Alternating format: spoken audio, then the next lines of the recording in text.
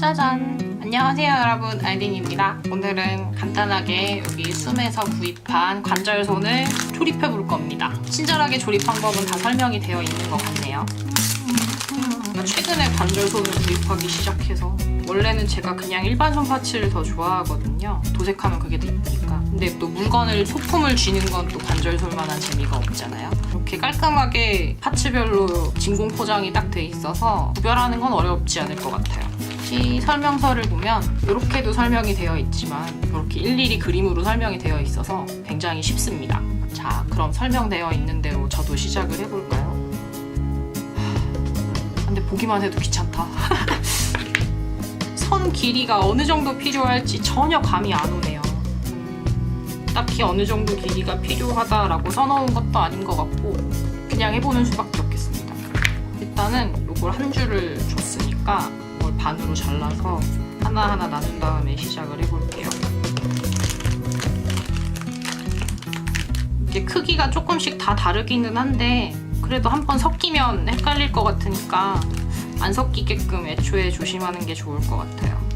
무슨 화석 발굴 현장 같다. 이제 이렇게 두고 조립을 시작해 보도록 하겠습니다.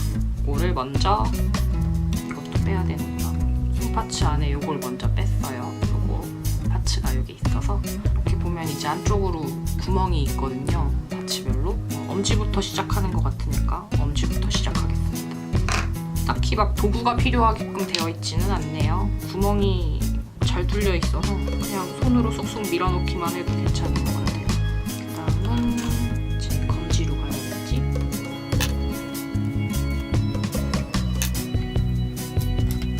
우레탄 가루에 좀 민감하신 분은 안 좋을 수도 있을 것 같아요. 원래 조립할 때 보면 새 파츠는 가루가 좀 떨어지거든요. 새 거다 보니까. 가루가 떨어지는 게 막 검수를 덜하고 대충 했다 그런 게 아니라 이거는 물에다 헹궈도 이렇게는 계속 나오더라고요.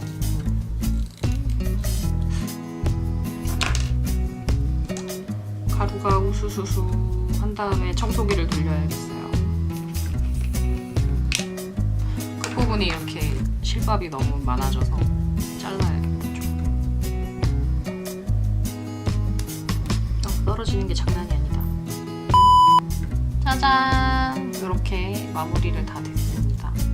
그러면 요거를 잘 묶어서 정리를 해야겠죠. 이렇게 잘 당겨서 이렇게 잘 묶어줍니다. 이렇게 매듭을 묶어준 다음에는 요 매듭을 아까 거기에다 걸 거예요. 여기 여기에다 이렇게 걸고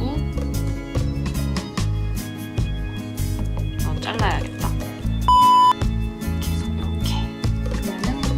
짜잔! 관절손.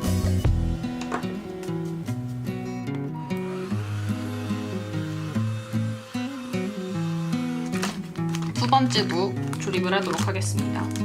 다시 한번 강조하지만 크기가 다 다르긴 합니다만 정말 좀 미묘하게 다르기 때문에 구별하면서 스트레스 받고 싶지 않으신 분은 그냥 손가락 하나씩 꺼내서 포장하는 걸 추천해 드릴게요. 자, 그럼 시작해 봅시다.